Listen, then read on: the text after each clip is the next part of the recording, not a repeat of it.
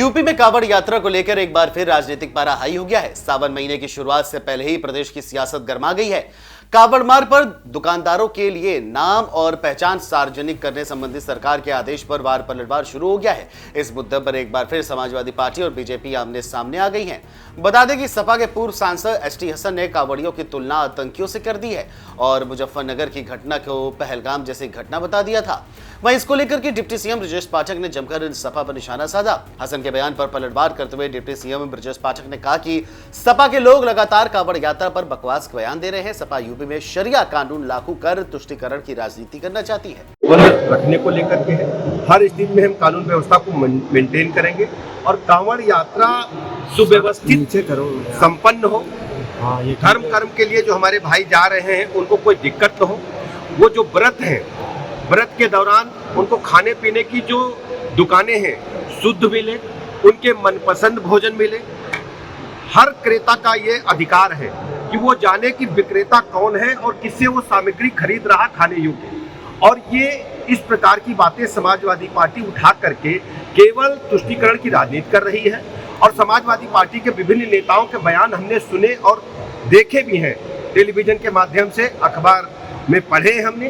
केवल ये प्रदेश में, देश में सरिया कानून लागू करना चाहते हैं, प्रदेश को आतंक की आग में झोंकना चाहते हैं, प्रदेश को दंगों की आग में झोंकना चाहते हैं। दिक्कत क्या है? यदि आप सौदा बेच रहे हैं, सामान बेच रहे हैं, खाना बेच रहे हैं, तो आपको नाम लिखने में दिक्कत क्या है? केवल तुष्टीकरण की पॉलिटिक्स के तहत इस प्रकार के उलूल जुलूल बयान समाजवादी पार्टी के लोग दे रहे हैं, जो कि बहुत ही दुखद है और प्रदेश के लोग इन्हें कभी माफ नहीं करेंगे। शिवपाल यादव कह रहे हैं इटावा वाले मामले का पटाक्षेप कर देना चाहिए। आप अच्छी तरह जानते हैं कि समाजवादी पार्टी केवल जाति धर्म के आधार पर विभेद पैदा करके प्रदेश को दंगों की आग में झोंकना चाहती है।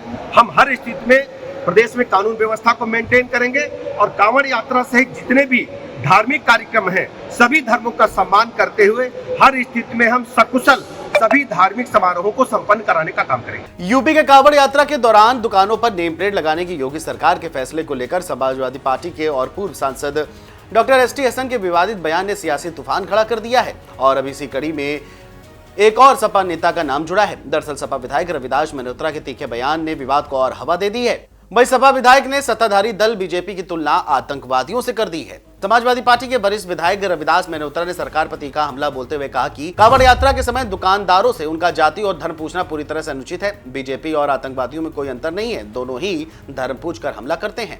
वहीं सपा विधायक के इस बयान ने राजनीतिक हलकों में हलचल मचा दी है। वहीं सपा विधायक के बयान पर बीजेपी ने आक्रामक प्रतिक्रिया दी है। बीजेपी के प्रवक्ता राकेश त्रिपाठी ने कहा है कि समाजवादी पार्टी मजहबी तुष्टीकरण के लिए जानबूझकर ऐसे बयान दे रही है। अखिलेश यादव के निर्देश पर समाजवादी पार्टी के नेता सनातनी विरोधी बयान दे रहे हैं। पवित्र श्रावण मास में कांवड़ यात्रा में विघ्न कैसे डाला जा सके, इसके षड्यंत्र रच रहे हैं। सपा को यह प्रयास महंगा पड़ेगा। समाजवादी पार्टी सोची समझी रणनीति के तहत जानबूझकर के बारी बारी से बयान दे करके सांप्रदायिक सद्भाव को खतरे में डालने की चेष्टा कर रही है। पवित्र सावन महीने में कांवड़ यात्रा में कैसे विघ्न डाले जा सके, इसके लिए पहले हरेंद्र मलिक कांवड़ियों को हिंसक कहते हैं, उसके बाद एसटी हसन उनकी तुलना आतंकवादियों से करते हैं और अब रविदास मल्होत्रा। ये समाजवादी पार्टी के सिलसिलेवार बयान जो है अखिलेश यादव के निर्देश पर हो रहे हैं और इसके पीछे इंडिया अलायंस खड़ा है। ये चाहते हैं कि सांप्रदायिक सद्भाव बिगड़े, हिंदुओं के त्योहारों में बाधाएं पड़े और इससे मजहबी गोलबंदी होगी, वोट बैंक का निर्माण होगा, लेकिन ये कोशिश बहुत महंगी पड़ेगी। वहीं इस मुद्दे पर कांग्रेस पार्टी ने भी बीजेपी सरकार को आड़े हाथों लिया है। कांग्रेस नेता दिग्विजय सिंह और कांग्रेस सांसद इमरान मसूद ने सरकार के फैसले पर सवाल उठाए हैं। दिग्विजय सिंह ने कहा है कि लाइसेंस नंबर दिखाना पर्याप्त है, नेम प्लेट की अनिवार्यता नहीं होनी चाहिए। इमरान मसूद ने इसे साझी विरासत पर हमला बताया है। बहरहाल अब देखना यह होगा कि कांवड़ यात्रा को लेकर सियासी तूफान और कितना ज्यादा उबाल मारता है।